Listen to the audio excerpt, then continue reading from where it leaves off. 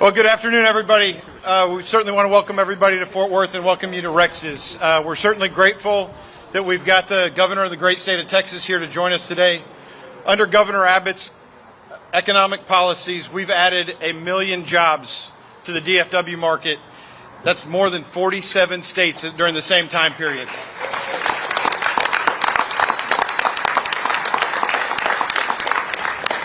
Great companies like Bell and Lockheed.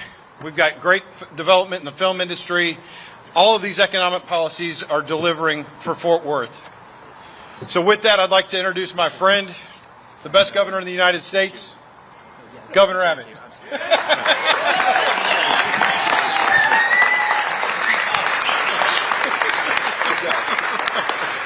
Howdy, Fort Worth. Great to be back with you again. Listen, I want to thank you for taking time to come out on a very important event. Something that I know you're weathering a little bit of cold. We will not keep you very long. Before I begin, I want to express my gratitude for these members of the legislature behind me right now for doing such a great job this past session, getting across the finish line so many meaningful pieces of legislation that makes Texas even better.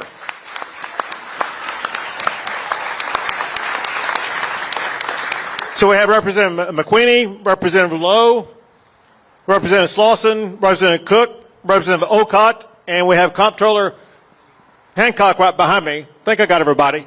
Thank them again for everything they're doing.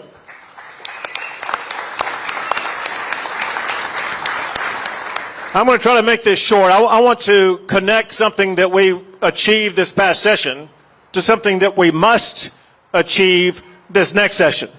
One thing that we achieved this past session is Texas became what may be the last Republican state in America to finally pass school choice for parents and children in this state. It goes into effect this next school year and it empowers every parent in the state to be able to choose the best education pathway for their child, automatically improving the education for that child. Multiply that times all the parents who are making that choice, and you see education improves alone right there. However, know that school choice is not an end unto itself. It is a means to a larger end. My goal as governor, our goal as Texans, should be setting our sights on another number one. Texas should rank number one for educating our students and our children across the entire state.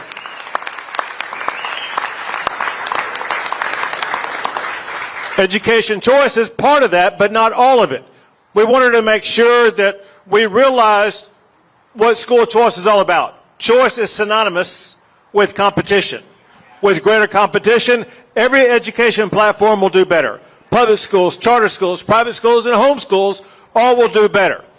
We, however, wanted to make sure that our public schools, which is where most of our kids are going to go to, will have the ability to compete with school choice. That's why we provided a record amount of funding for public education, and importantly, we invested in the most important element to improve education for our students, and that is we provided an all-time record $4.4 billion more to increase teacher pay in the state of Texas. But we know to have the graduates that we want to have in the state of Texas, we also needed to reform curriculum. And that's why this session I signed a law that bans DEI indoctrination in our schools across the state.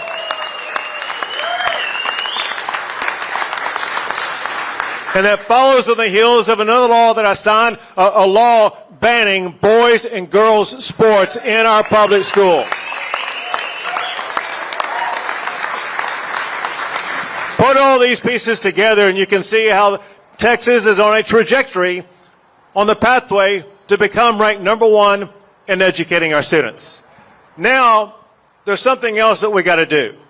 We know that part of the affordability challenges that many Texans face is rising costs of different kinds. The most meaningful cost any Texan has typically is the cost of their home. I want you to know what we've already done and what we must do. What we already did this past session, I signed laws to make it easier and faster and cheaper to build more homes.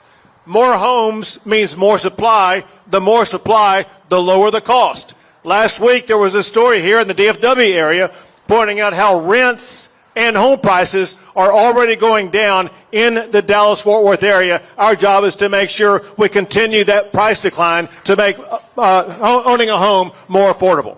Second, however, a cost that burdens so many people in this state in owning a home is the cost of their property tax bill.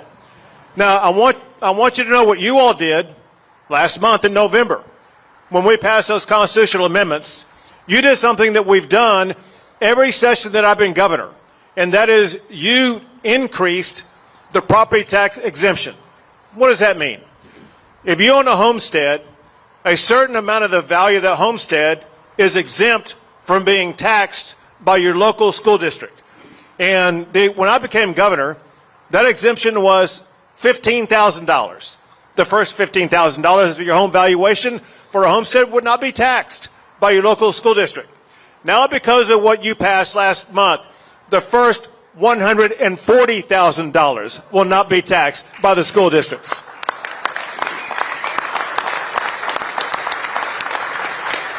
If you were a senior, which I don't see any seniors here, but if you were a senior, it would be the first $200,000 of valuation would not be taxed. We did the math, and we know that means about half of all seniors in the state of Texas will pay zero for the school district property tax in Texas. So let me mention this. Because that's money that seniors and others are not going to be paying to the school district, who are paying the schools for that? The state of Texas is providing the funding for the education that is a result of the schools not being able to make that property tax assessment. Here's the deal. I've done this every year I've been governor. And yet every single year, you, my constituents, keep saying our property taxes are too high. We have to do more to lower them. I have 5 solutions to make sure we provide meaningful, lasting, and enduring property tax cuts in Texas. Here we go. Number 1, we have to stop the spending. Get this. If there were no spending increases, your property taxes would never go up. The problem is this. At the state level, we use things like increasing the homestead exemption to lower your property taxes. But the state itself does not impose a property tax. Only local taxing jurisdictions impose a property tax. So we have to use these second derivative methods to try to reduce your property taxes. What we need to do is to make sure that any property taxing authority has constraints on their ability to spend more of your money. Texas as a state, we already have spending limits. We can't spend more than the combination of the increase in inflation and population growth. Your local governments, they don't have any spending limitations. It's time that we limit the spending that leads to your property taxes. I want spending limits on every taxing authority in the state of Texas. Second, and that is oftentimes your property taxes increase without you even having a say on it. I'll explain a little bit more about that math here in a second, but I just know that your taxes go up without you having a vote on it. That must change. Your property taxes should never be increased without you being able to vote on it, and a 2/3 vote margin should be required to increase your property taxes.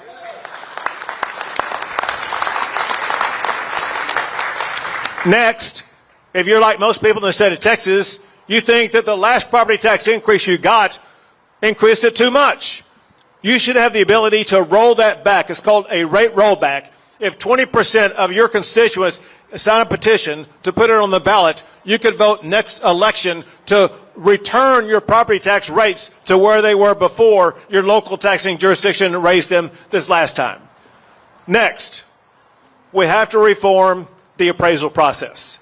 I know so many people that when they get their appraisal, their hand is quivering with that envelope in their hand because they're afraid to see how much their property taxes are going up. By law right now, your appraisal can increase as much as 10% a year. When you add that for 5 or 10 years, you can see one reason why your valuation is going up so much, and your taxes are going up so much. That must end. I say appraisal increases should be reduced from 10% to just 3% a year.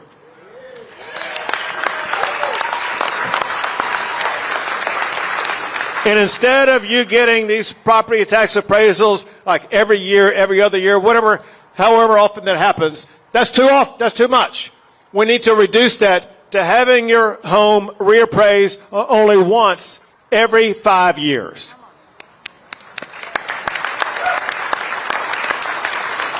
Now, everything I've been talking about so far applies to every property owner in the state of Texas, whether it's your homestead, whether it's a second home, whether it's a business, whatever the case may be. Everybody who owns property would have property tax reductions because of what I just outlined. I have one more that would apply only to those who have a homestead. Typically, that means that if you're living in the house that you bought to live in and you declared a homestead exemption, it would apply to you. And that is, just like we have passed constitutional amendments as recent as this November to increase your homestead exemption, you're still paying a tax, school district tax, on your property. I say the time has come to altogether put an end to any homestead taxation by your school district. Take that number to 0. And that alone probably would cut your property taxes by about 60%, if not 2/3, making it more affordable to live in your own home. Now, some will ask, well, that sounds good. How are you going to pay for it? As McQueenie was saying earlier, Texas has the #1 economy in America. Since I've been governor, there's no governor in America that's led a more powerful economy. Ours continues to grow, and we have the largest budget surplus of any state in the United States, and a larger budget surplus than even the United States of America. And our budget surplus is so large, we could use it and it alone to pay off the cost of your homestead exemption elimination, so that you're paying $0 for your school district property tax and still have more money left over in our budget surplus. So we can do this without raising any more of your taxes. It's time to finally cut your taxes and put an end to it.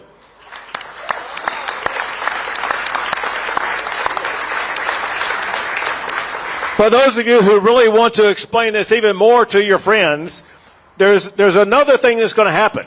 When we get this done, as much as Texas is already a cherished place to live, as much as people are seeking to come here, if we pass the solutions I just articulated, Texas will immediately become the most affordable state in the United States of America.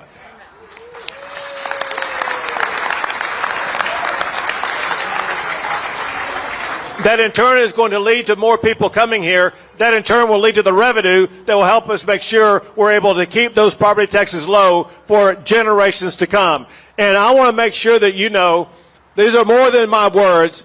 I'm going to put my name on the line in front of all you all, knowing this. This last session, I had a #1 priority. Everyone behind me knew what that was. And that was passing school choice. And I campaigned on the campaign trail to elect people who would support school choice. This next session, my #1 item, the only item I'm going to focus on, is cutting your property taxes like I've just articulated today. And I'm going to be looking to elect members to the Texas House and Texas Senate who will get that passed, including me putting my own name on the dotted line right here.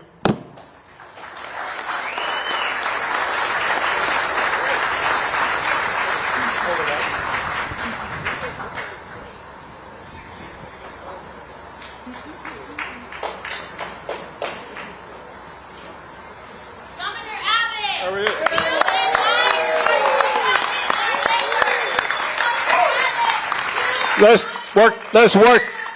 Let's work together to get this done. No. Yeah.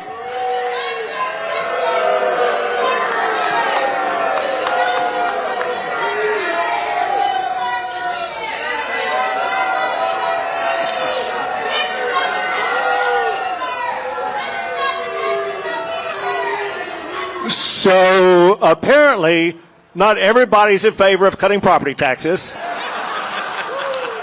But we will prevail. We will get this done. We will make Texas more affordable for every citizen in our great state. God bless you all, and God bless the great state of Texas.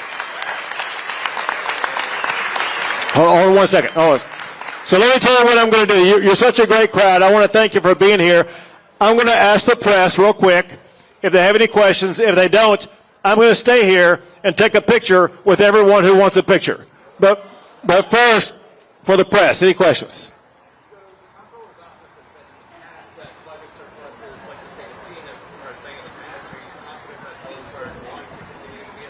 Let's be clear about what has been said in the past. One, what was said in the past is when they evaluated the elimination of the school district property tax for all property tax payors, not limited to just homesteads, point one. And because of that, it reduces the amount that the state must come up to pay for it. But second, when you look at our economy and know how diversified our economy is, you know that we're going to have plenty of money for a long time. Quick point, don't want to make this too long. There's no state with an economy so diversified. We lead in oil and gas, of course. We lead in real estate construction, of course. We also lead with regard to artificial intelligence. We lead with regard to semiconductors. People don't know we're number one in America for 10 years in a row for semiconductor manufacturing and exports. Semiconductors and space, another area that we lead in, they will define the future along with artificial intelligence, and they're in the early innings of being built out. Our economy is going to be growing even faster and stronger in the years to come. There's no reason why you have to follow the pathway of what the Democrats are saying, where the Democrats want to raise the sales tax. There's no reason to raise our sales tax. We got the money to reduce their property taxes right now. Go ahead.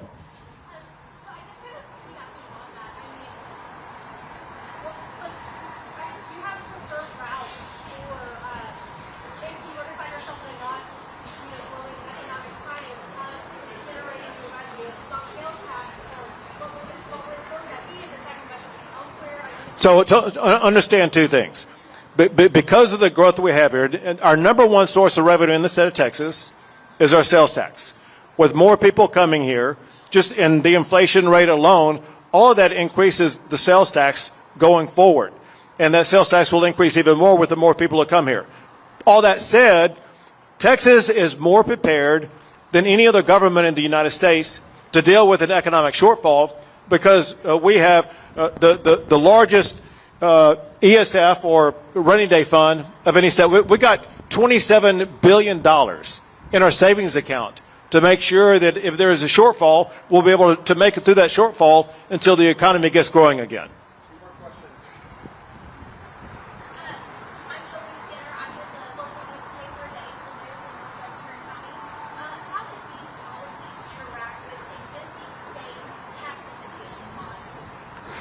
What do you mean when you say existing state tax limitation laws? Which ones are you talking about?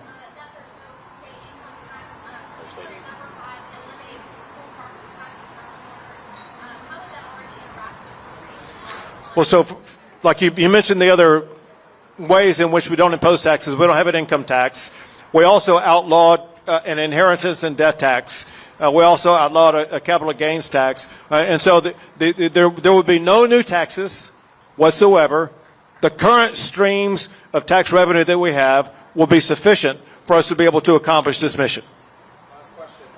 Governor, what are your plans to reduce the maternal and mortality rates in the heartbeat bill? Well, the main goal with regard to that, both is for one, to protect mothers, two, to protect children, and know this. No state has done more to ensure that more children are born alive than the state of Texas because of the laws that I've signed. Thank you all very much.